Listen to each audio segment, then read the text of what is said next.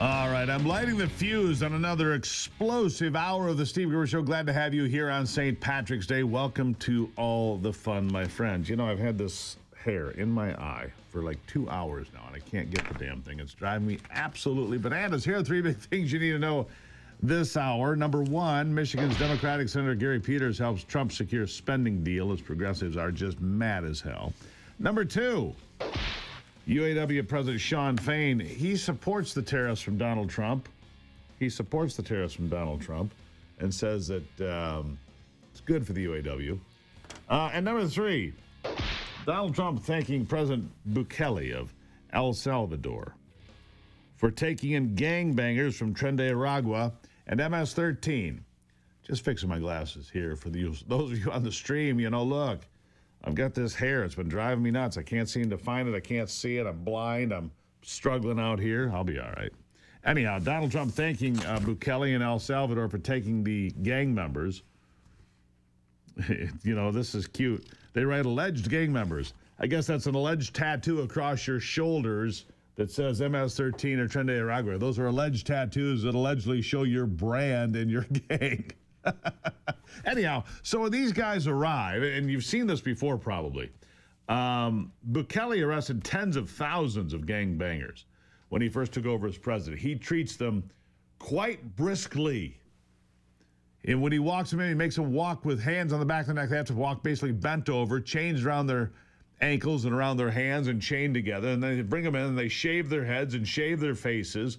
And they throw them into cells for a minimum of 1 year, right? It's basically solitary confinement for a long time in this huge prison he built. And look, he made this offer to Trump back, I don't know if it was before the election or right after. He said, look, you want to send people, this is a state-of-the-art high-security prison. It's brand new. CELOC, I think it's called, CELOC. And it is a state-of-the-art prison built for gangbangers. That's what it was built for gangbangers, all right? And so when he puts people in there, that's what he's dealing with. He's professional. He said, but I will take these folks from the United States, gangbangers, house them in El Salvador. You pay me a fee. The fee will be lower than by far lower than what it costs you to house these people in America. They're off your soil. They're out of your hair. They're all done. So a judge tried to intervene on this deal and said, you're not allowed to do this. Because Trump invoked the Alien Enemies Act of 1798, saying these are enemy combatants with what they're doing. They're in our country. They are gangbangers. They're committing crimes. They're raping people. They're murdering people. They're committing gang-related crimes with drugs and violence. And the judge came on and said, you can't do that. And they were already on the plane, and you must return those people to America. And the left cheered. And the Trump administration just said, yeah, they're already in international airspace. You no longer have any control over that plane.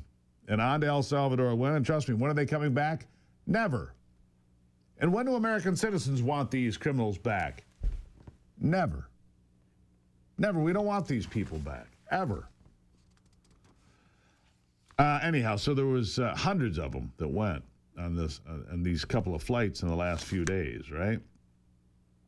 Let's see. A senior Trump administration official confirming that a total of 261 illegals deported to El Salvador, 137 by way of the Alien Enemies Act of 1798, 101 Venezuelans moved by Title 821 were Salvadoran MS-13 gang members. 2 were MS-13 ringleaders and special cases for El Salvador. Some of these people were wanted in El Salvador.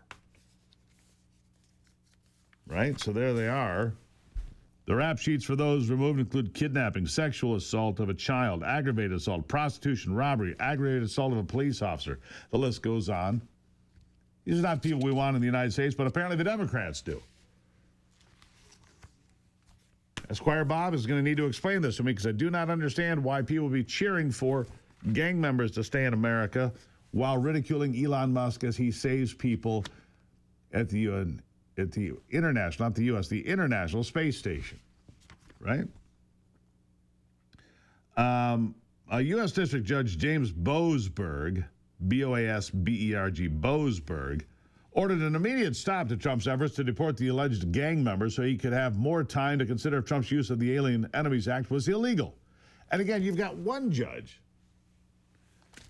a U.S. District Judge. I'm going to have to look him up, see where he is, right? I'm going to look him up now because I want you to know. Look, I don't think it's, there he is, Judge James Boasberg. The computer heard me talking. Pulls him up, right? Jeb is his nickname. Jeb Boasberg, an American lawyer who is the chief judge of the United States District Court, District of Columbia. He ordered an immediate stop to Trump's efforts. And then they were accused, the administration, of defying the judge's order, which was not true. We did not defy a court order. The order came too late. Illegals were already in international airspace. Caroline Leavitt said he had no lawful basis. Was issued after terrorist Tren de Aragua aliens had already been removed from U.S. territory. They're already out of the country. They're already gone. The written order and the administration's actions do not conflict. A single judge in a single city cannot direct the movements of an aircraft carrier full of foreign alien terrorists who are physically expelled from U.S. soil. Bukele, by the way, said the illegals had arrived in El Salvador, and the video is pretty dramatic, and they're headed to the terrorist confinement center where they will stay for at least 1 year. The intense video showed heavily armed Salvadoran authorities surrounding the alleged gang members, forcing their heads down, transporting them into facilities one by one, getting their heads shaved, walking with their hands behind their necks as they were rounded up into their prison cells. Over time, these actions, combined with the production already being generated by more than 40,000 inmates engaged in various workshops and labor under the Zero Idleness program, will help make our prison system self-sustainable, Bukele wrote. As of today, it costs $200 million a year. They're going to put these people to work, is what he's saying. 40,000 inmates. I mean, when I say he went through El Salvador and took tens of thousands of gangbangers off the street, I mean it. El Salvador was the most dangerous country in the Western Hemisphere. That title now goes to Haiti. And Dan points out, a listener, Dan says, just call El Salvador an NGO and give them millions and billions of dollars. I know, a non-governmental organization, that's right. Let's see. Bukele also said the apprehension of the MS-13 gang members will help us finalize intelligence gathering and go after the last remnants of MS-13, including its former and new members, money, weapons, drugs, hideouts, collaborators, and sponsors. He's not playing around. He's all done with gangs and violence and drugs in El Salvador. As always, we continue advancing in the fight against organized crime. He added, by this time, we're also helping our allies, making our prison system self-sustainable, obtaining vital intelligence to make our country an even safer place, all in one single action. May God bless El Salvador, and may God bless the United States of America, said Bukele. And the violent criminals are off the street. I wonder how many lives were saved.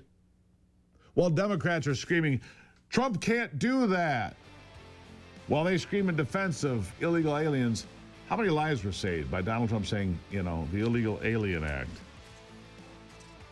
Alien Enemies Act, excuse me. Let that sink in. Let that marinate. I'll be right back.